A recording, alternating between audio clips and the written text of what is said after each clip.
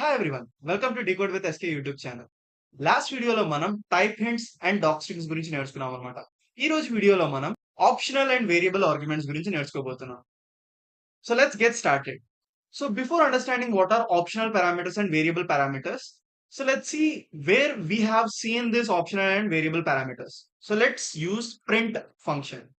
So print function use చేసేటప్పుడు దీని మీద హవర్ చేస్తే దీంట్లో ఏమేమి ఆర్గ్యుమెంట్స్ ఉన్నాయో చూద్దాం.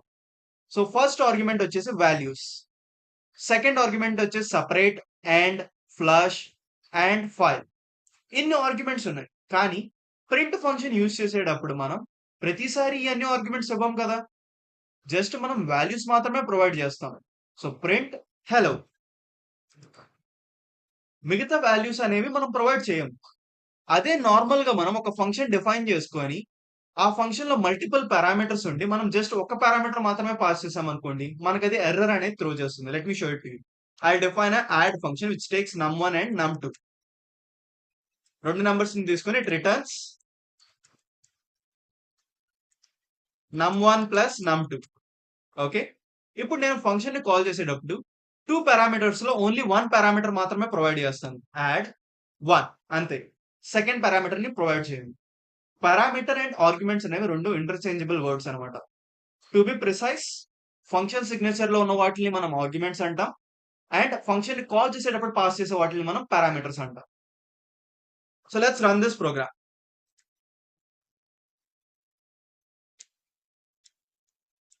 సి, ప్రోగ్రామ్ ని రన్ చేసేటప్పుడు యాడ్ ఫంక్షన్ అనేది టూ పొజిషనల్ పారామీటర్స్ అనేది తీసుకునింది, టూ పారామీటర్స్. బట్ మనం ఇక్కడ ఓన్లీ వన్ పారామీటర్ మాత్రమే ప్రొవైడ్ చేసాం. దానివల్ల ఏమైంది, ఎర్రర్ వచ్చింది. Add missing one required positional argument. So రెండు ఉంటే మీరు ఒకటి మాత్రమే పాస్ చేశారు. సో ఇంకోటి పాస్ చేయలేదు కాబట్టి it is throwing you error. So usual గా మనం ఇది మనం డిఫైన్ చేసిన ఫంక్షన్స్ కి చేయలేము. కానీ ప్రింట్ ఫంక్షన్ లో మనం మిగతా పారామీటర్స్ ని స్కిప్ చేసేయచ్చు. There is no problem with it. So I'll run this program. There won't be any problem in it. See, hello world అనేది వర్క్ చేస్తుంది.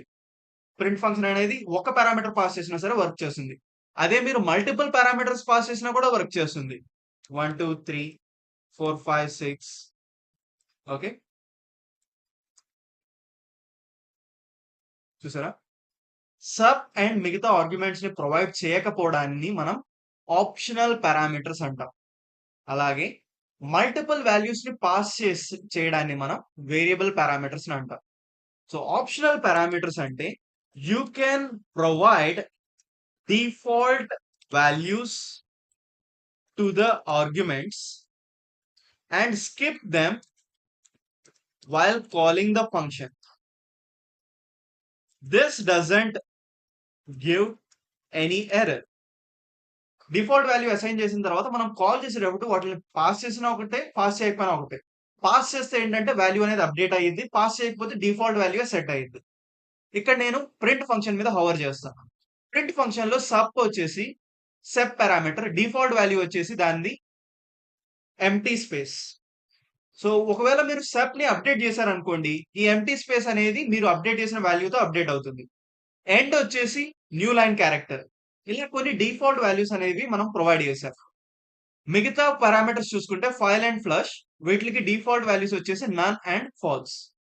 ఇలా ఏదైనా పారామీటర్స్ ని మనం ఆప్షనల్ పారామీటర్స్ చేయాలంటే we need to provide them default values.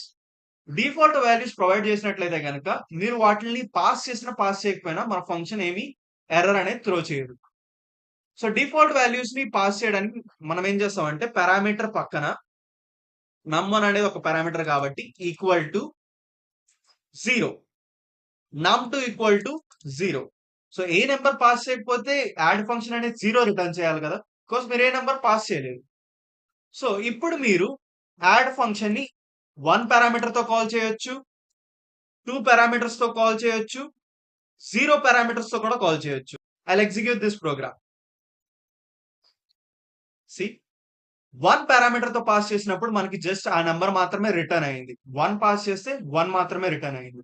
2 parameters pass చేసినప్పుడు ఆ 2 values అనేవి అప్డేట్ అయ్యి మనకి ఆ 2 వాల్యూస్ యొక్క సమ్ అనేది రిటర్న్ అయింది. మీరు ఏ వాల్యూ పాస్ చేయనప్పుడు, 0 ఆర్గ్యుమెంట్స్ పాస్ చేసినప్పుడు ఇక్కడ num1 వాల్యూ బై డిఫాల్ట్ 0 గా సెలెక్ట్ అయింది. num2 వాల్యూ కూడా బై డిఫాల్ట్ 0 గా స్టోర్ అయింది. 0, 0 అనేది రిజల్ట్ వచ్చేసి 0. ఇలా మనం ఆప్షనల్ పారామీటర్స్ అనేవి ప్రొవైడ్ చేయొచ్చు ఫంక్షన్‌లో. ఆప్షనల్ పారామీటర్స్ ప్రొవైడ్ చేయాలంటే ఏం చేయాలి మనం?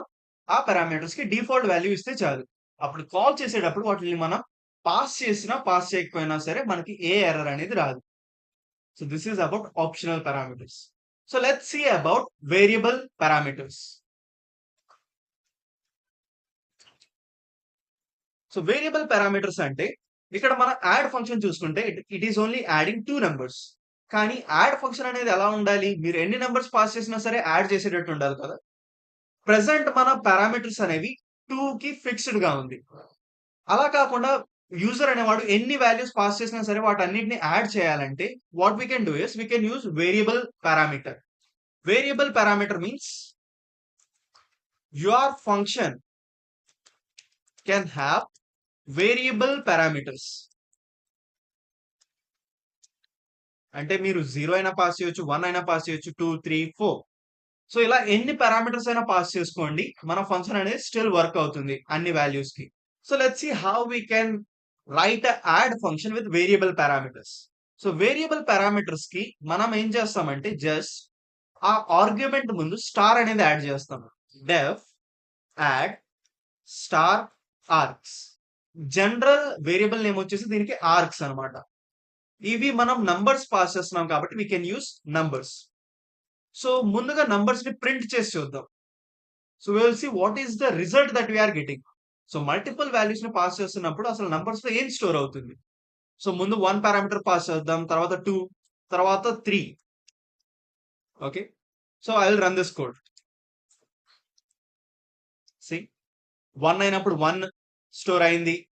2 నంబర్స్ పాస్ చేసినప్పుడు 2 స్టోర్ అయినాయి. 4 నంబర్స్ పాస్ చేసినప్పుడు 4 నంబర్స్ కూడా స్టోర్ అయినాయి. ఇలా మనకి ఒక సీక్వెన్స్ ఆఫ్ నంబర్స్ అనేవి స్టోర్ అవుతున్నాయి. ఈ నంబర్స్ అనే వేరియబుల్. ఇప్పుడు ఈ అన్ని నంబర్స్ ని యాడ్ చేయాలంటే we can use for loop. So initial గా result will be equal to 0 for num in numbers. Okay. ఈ నంబర్స్ లో ఒక్కొక్క నంబర్ ని మనం ఐటరేట్ చేసుకుంటా వెళ్తాం. సో ముందు 1, తర్వాత 2, తర్వాత 3, తర్వాత 4. ఇలా 1 బై 1 నంబర్ ఐటరేట్ చేసుకుంటూ ఆ నంబర్ ని రిజల్ట్ లో యాడ్ చేస్తా ఉందాం. రిజల్ట్ ప్లస్ ఈక్వల్ టు నమ్.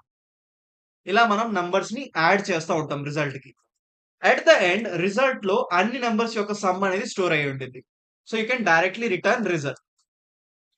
Now I will run this code once again. 1 ని కాల్ చేసినప్పుడు ద రిజల్ట్ ఇస్ 1. 1, 2 ని కాల్ చేసినప్పుడు ద రిజల్ట్ ఇస్ 3. 1, 2, 3, 4. ఇలా 4 వాల్యూస్ పాస్ చేసినప్పుడు అవర్ రిజల్ట్ ఇస్ 10. ఇప్పుడు మన యాడ్ ఫంక్షన్ లో మీరు ఎన్ని పారామీటర్స్ అయినా పాస్ చేసుకోండి. ఎన్ని నంబర్స్ అయినా పాస్ చేయండి. అది అన్ని నంబర్స్ యొక్క సమ్ అనేది మీకు కాలిక్యులేట్ చేసి ప్రొవైడ్ చేస్తుంది. This is called as variable arguments or variable parameters. So ఇక్కడ మీరు ప్రింట్ ఫంక్షన్ లో కూడా చూడొచ్చు. మనకి ఇక్కడ వేరియబుల్ ఆర్గ్యుమెంట్ ఉంది. స్టార్ వాల్యూస్ అనేది. సో ఇక్కడ మనం మల్టిపుల్ వాల్యూస్ పాస్ చేయొచ్చు. ఏదైనా మీరు వేరియబుల్ ఆర్గ్యుమెంట్ గా ప్రొవైడ్ చేయాలనుకుంటే you need to pass star. So this is about optional parameters and variable parameters. I hope you understand where we use optional parameters and variable parameters. So I'll just revise it in short. Optional parameters ఏం చేస్తామంటే మనం variables కి default value అనేది assign చేస్తాం. Default value assign చేసినప్పుడు మనం ఆ function ని కాల్ చేసేటప్పుడు ఆ వాల్యూస్ ని మనం పాస్ చేసినా పాస్ చేయకపోయినా సరే మనకి ఏ ఎర్రర్ అనేది రాదు.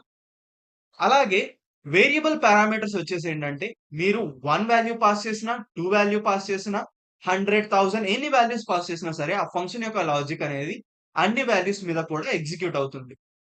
So this is about variable parameters. So this is it for this video. Will meet in the next video. Until then keep coding. Bye by.